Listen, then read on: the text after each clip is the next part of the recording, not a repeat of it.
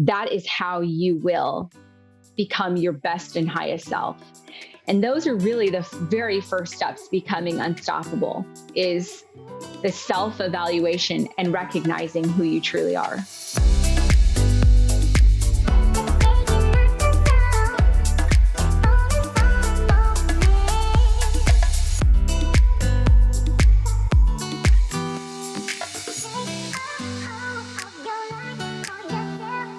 Welcome to the Raquel Show. This show is for entrepreneurs who want to play bigger in business and in life. And today I have a special guest that I connected with at an event. And believe it or not, it was in the bathroom when she said, Raquel, I listened to your podcast. So you just never know who is going to come into your world. And I can tell you that I've met so many different people from this podcast, and it's helped me connect with some of the most incredible people, like the person that you're about to listen to. I knew within a few minutes after speaking with her, I was intrigued by her experience and her story. She's a brand expert, a mindset mentor, and her mission is all about becoming unstoppable. She's a co-founder of Construction Cleaning, a franchisor, founder of Unstoppable Media, a wife, a mama of 5, a serial entrepreneur, author, brand builder, marketing expert, and industry generational disruptor. The list goes on and on. So welcome to the show, Corina Burton. Thank you so much, Raquel. I know I have to laugh about, yes, I get really nervous about coming up to people that I feel like I know, but yet you don't know me. But I was like, I'm going to get the guts. And of course, it happened in the bathroom. I was like, I'm going to say hi to her. I'm going to do it. Well, I love the fact that you said hi, or else we would probably not be having this interview. So let's just go ahead and dive in. And what I love about your mission of unstoppable, where did this whole becoming unstoppable come from? So I want to say it wasn't like something I was seeking out by any means. I feel like everything that is of greatness comes through a moment of epiphanies or this clarity moment. And that's what happened with Unstoppable, but it took me many, many years to get to that point. And it was really being able to, on an entrepreneurial level, look back at what I was doing and how I was growing, how I was able to juggle from scarcity, having lack, having generational trauma, coming out of a 10-year marriage, having no money, having 3 children, and not having a college degree to support myself.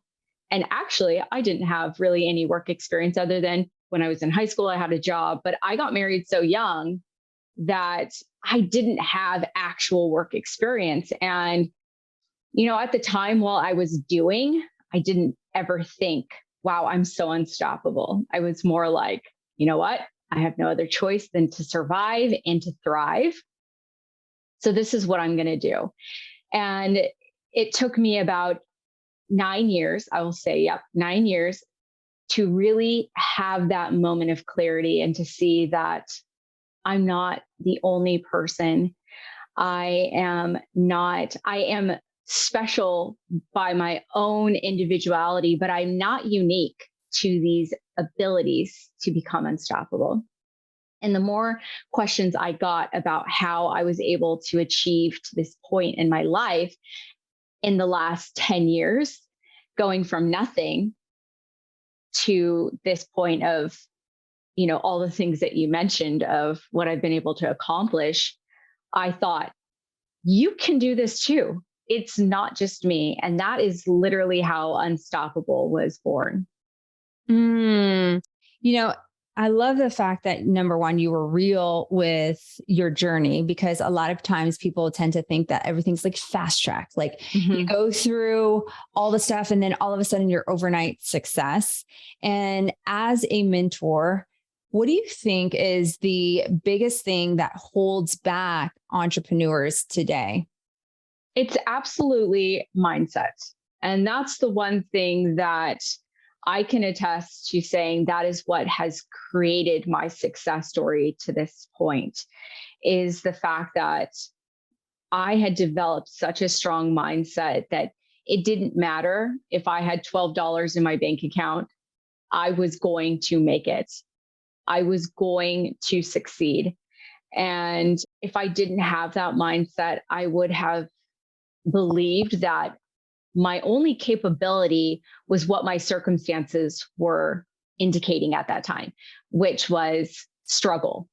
And I believed for myself, but that mindset is not just the only action, right?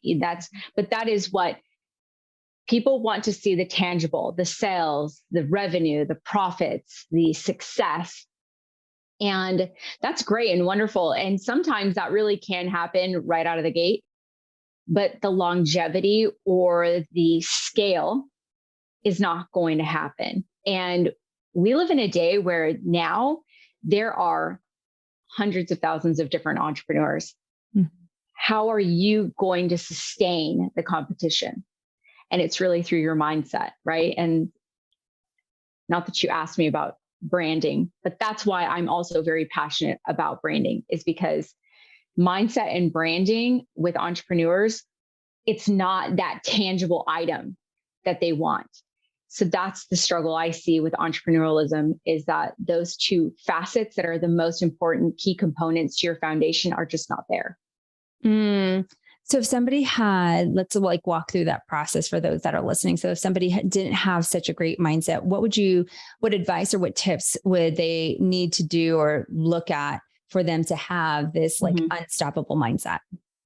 Well, first off, it would be the ability to take a really good look at yourself, to have a really good self-inventory. I am a leader in the industry, right? In my sphere of somebody who is a doer. So if I say that I recommend this, is because I've literally walked that path. It's not because I read a book and it's a great idea, I'm going to add that in there. It's because these are the exact steps that I have done to create my success. And when I had mentioned to you that it took me that time to have those epiphanies, was because I actually took the time to have a self-evaluation. What are the things that I'm great at? Let's write that down. What are the things that hold me back? I'm going to write this down. And this is a really beautiful time for you to see the things that you're not so good at and the things that you're great at and the things that you want to improve. It's not a time to look at the things that you have fallen flat and say to yourself, like a shaming mechanism. You have to look at it as a beautiful, like, thank you, universe, for showing me that I need to improve on that, because that is how you will become your best and highest self. And those are really the very first steps to becoming unstoppable, is the self-evaluation and recognizing who you truly are. So good. It's like, it always starts with awareness, right? Mm-hmm. It's like that self-inventory. It's understanding who you are and just being aware of it. And then next comes all the different steps. You know, there's a lot of people that listen to this show and they're entrepreneurs, and we all experience not always a fast trajectory or a trajectory that always goes up. You know, a lot of us experience peaks and valleys. What would you say to that entrepreneur today that is going through those peaks and valleys, being in business for a while? And that's why I love that you have the experience. And like, how do they change their mindset to just kind of keep going? Because it is part of the journey. Absolutely. Starting CPR, construction cleaning, which is what has catapulted, I would say, the recognition of my success story, right? Like, I look back and I think, I'm the same person. I've just evolutionized and become an even better version of myself.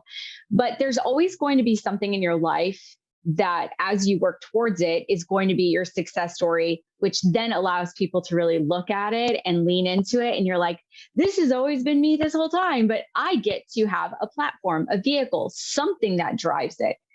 But years before that, I helped start up multiple businesses. I was in a partner with business owners that were already existing, and those fell flat. And that was over the course of 7 years prior to getting to that success story. So I had to go through those ebbs and flows of learning. And I trusted myself more. I learned the do's and the don'ts so that when I was able to have that business that I had been really developing over years of time, like in the background without even knowing it, it really hit the ground running. So my biggest advice to anyone who's going through those ebbs and flows is say to yourself, it's okay. Because the reality is that you are learning. You're learning what to do, what not to do. Failures is only what you believe it is. So if you believe it's a negative thing, it will be a negative thing. It will be something that brings you down. If you believe in the fact that you're like, I'm so grateful I was able to get through that and over that. But now I know, and now I know what not to do. Or perhaps, you go down a path and you think, oh, I believe that this was what I was meant to do. I was supposed to do that. That doesn't mean it's not meant for you. Just that path and how to get there, that just wasn't the right way. So keep trying. Keep being able to go back to that pen and paper and write down your goals and figure out what is it? Because one day you will have that light bulb idea, but if you're not working towards it every day, your intuition is just not going to be there to be able to give you those light bulb ideas. You have to be working towards it. So, having faith and trust that your processes do have your back and they are going to support you. So good. Speaking of goals, we're almost towards the end of 2022 as we, record this interview. And there's been some economy shifts for us in the real estate industry. There's been a spike in interest rates. And as people think about finishing strong in 2022, if they had a goal and it didn't go as planned and there's still a few weeks left, and of course, I'm like speaking to the unstoppable person, right? What should they do today to really make an impact, knowing that they might be behind goal? That's a really good question, actually, because, as you're trying to hit those peaks of your goals, my biggest suggestion for people is always have grace for yourself, because the more you tear yourself down, that's when you quit. That's when you give up, because you're so downtrodden with the feeling of failure. Once again, like, you are only going to feel what you create as reality in your mind. So this is a great opportunity right before the end of the year and reevaluate what's working and what's not working. Take out the things that are not working, because it's just like anything that's a vessel. We're a vessel. We have energy, right, for us. And, let's use a cup of water, for instance. If you're putting all this water in this cup and some of it's just not mixing correctly, right? Your cup is going to get full. So you have to take out the things that are really not working so that you can add the good things, right? And this is a really great opportunity for you to say, okay, this is what I've learned before the end of the year. This is all positive things. And going into 2023, these are the new things I'm going to add into my cup. But if you don't let go of the stuff that's not working, you cannot add. That's just how life works. That's how everything is. Like, you think about suitcases, it can only fit so much stuff. Your home can only fit so much stuff. Us as individuals can only fit so much stuff, whether it's positive or negative energy, our mindset itself, people in our lives. You have to be able to take out the things that are not working. So that's, look back at your, what you've accomplished, take the good, take out the bad, and then reset goals for how you want the beginning of 2023 to look, and be proud of yourself for what you've accomplished. Because let's say you didn't even do that. You are so much farther than you would have been if you would have said, no, I'm not doing this. Yeah. Right. So give yourself a pat on the back and be grateful for it. So good. When I read your bio, you do a lot of things and you've accomplished a lot. What drives you? That's another really great question, because over the last few weeks, I've actually had a lot of growing. Again, you think how many times I've had self-evaluations, because I do that on a frequent basis.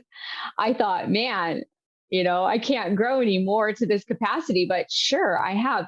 And what used to drive me was a sense of safety and stability because I had a developed trauma that I wasn't safe financially. And so that used to drive me significantly. And over the years, and then, being able to see that I have the ability to provide for myself, provide for my family, it lessened, but it still had like a little hook on me. And so the reality is what really drives me is to help other people.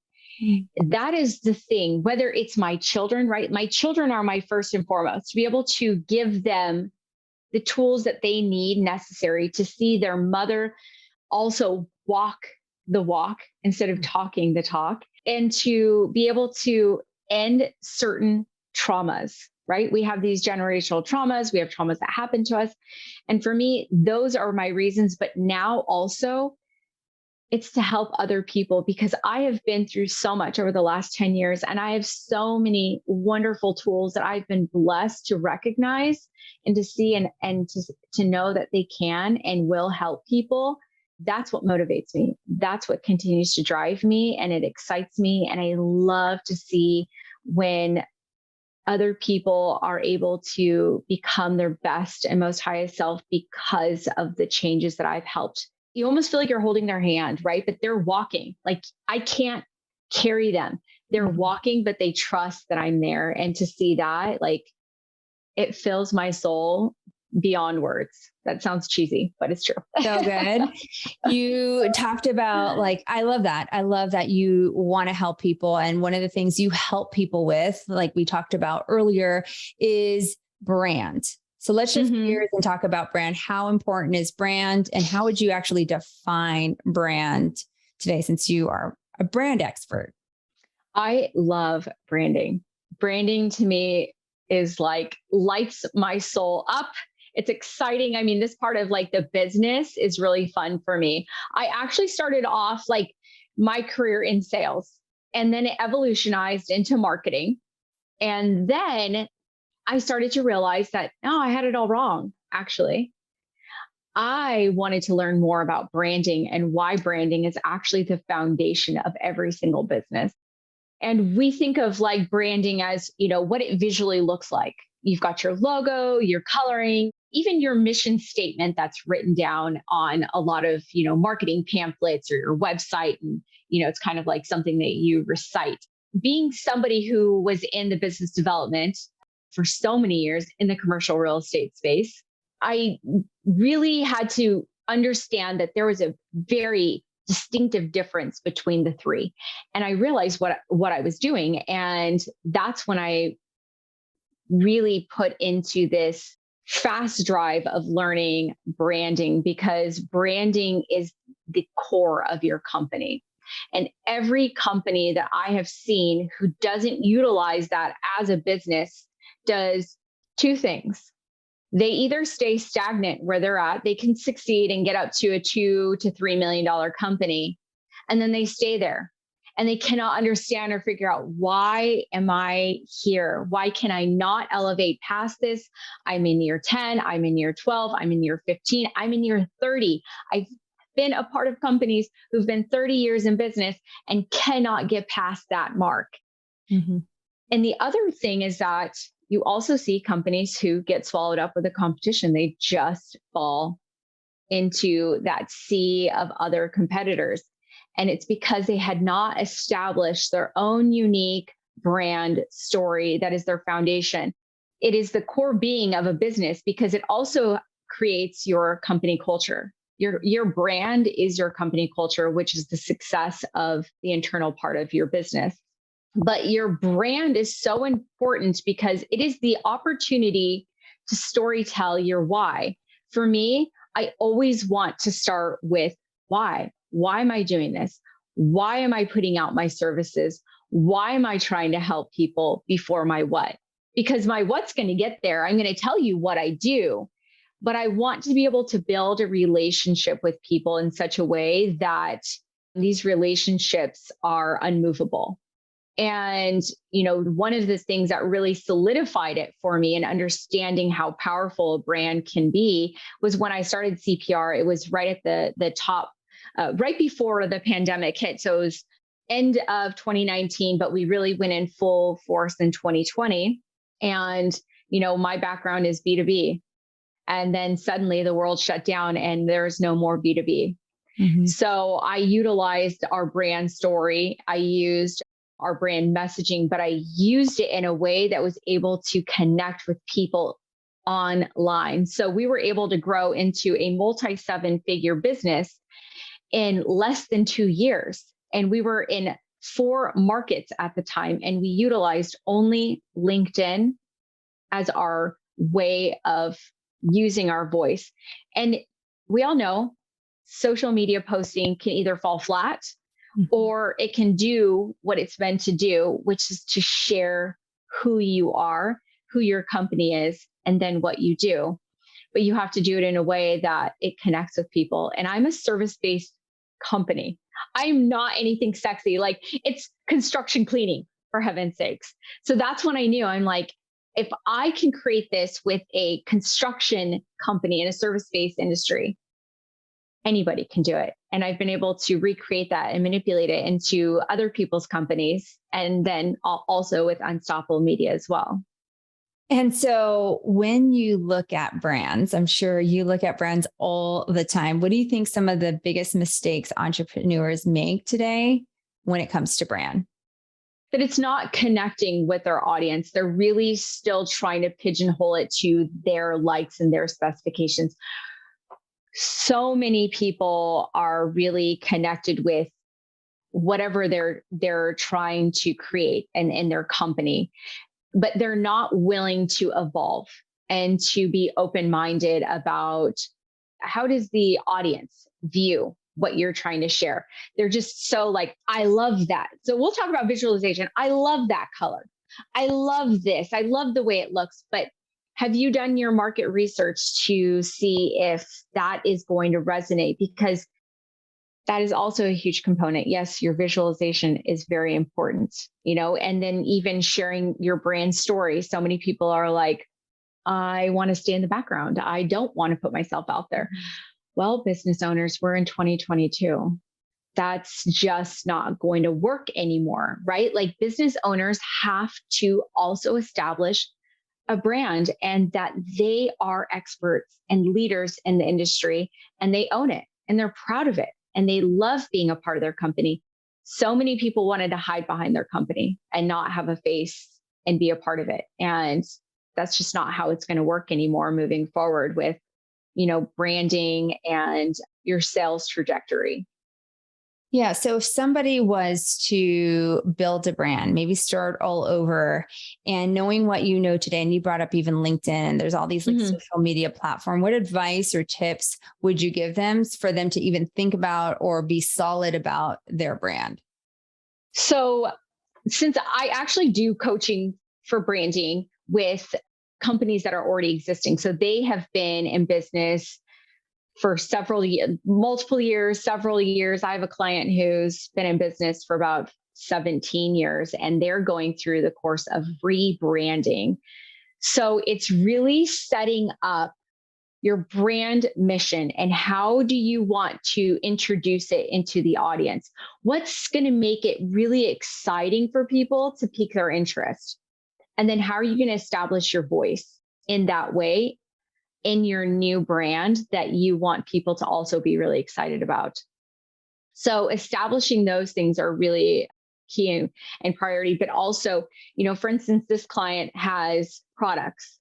So they're renaming their products in ways that will get people to have more curiosity.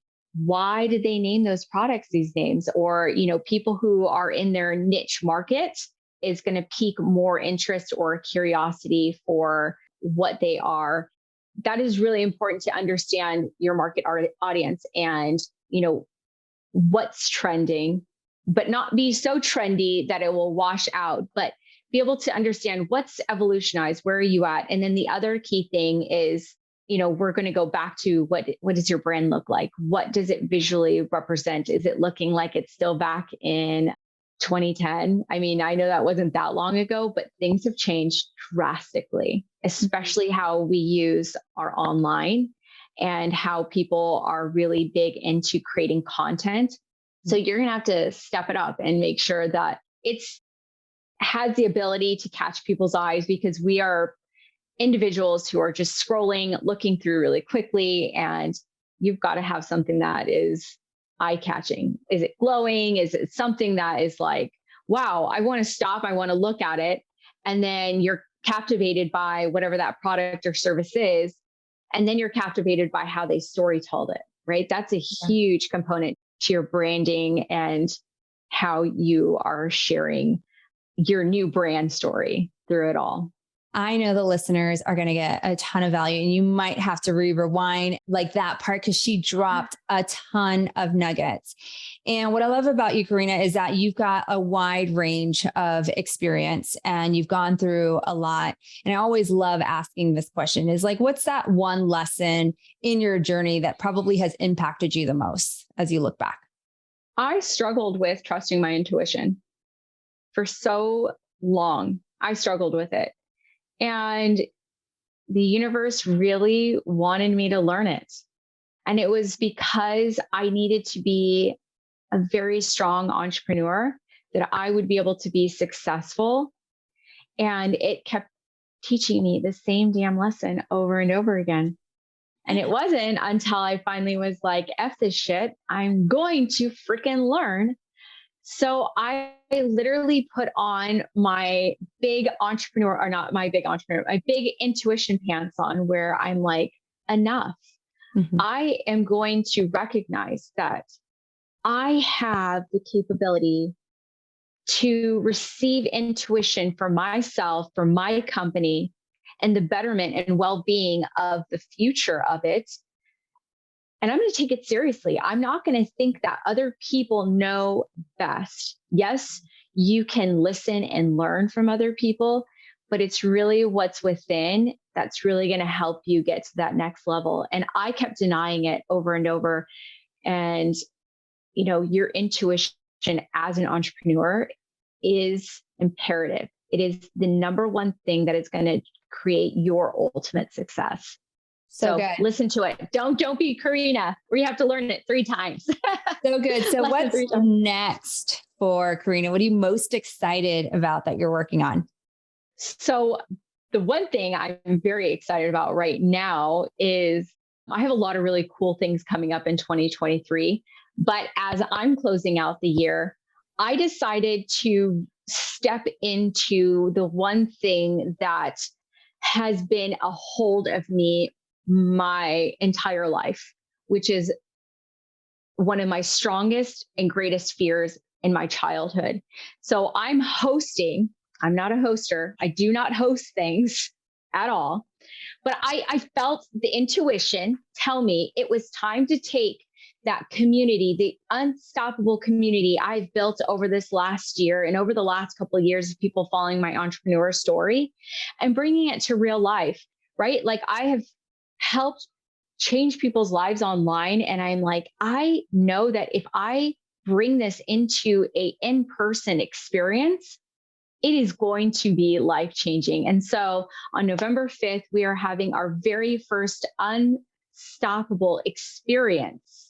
It is a mastermind event with 8 amazing speakers that are literally going to help you understand how to get that mindset key in place, what to do while you're going through that bullshit of the ebbs and flows of life. And then what are those tangible things, like we talked about in this episode, how to then do it, right? Your entrepreneurial keys to then create that success. You've got to have all these facets to be able to be the most successful self. But what's so cool about this event is it's meant for everybody, right? Everybody has dreams. Everyone has desires, and we all have fears. And how do we break through these fears and these traumas in our life? And so that's what I love about, and I'm so excited to be able to share this with not only entrepreneurs, but also business professionals of all areas. I am excited that you're hosting it. We're going to put it in the show notes, but where can people connect with you for those that are listening? So you can find me, my Instagram handle's Unstoppable with Corina, and you can find me also on my website, which is CorinaBurton.com. I'm very active on LinkedIn, Corina Burton.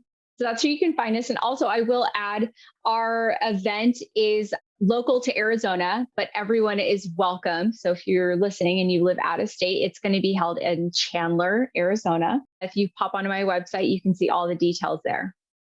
So good. And as we wrap up, there's always one question that I ask every guest that comes on this show is, what is one thing that Corina does to play bigger in business and in life?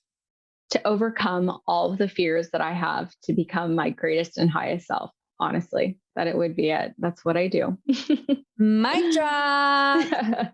Thank you so much for being on the show. I appreciate you. I enjoyed meeting you. I'm so glad that we connected, and I cannot wait to keep playing bigger with you, my friend.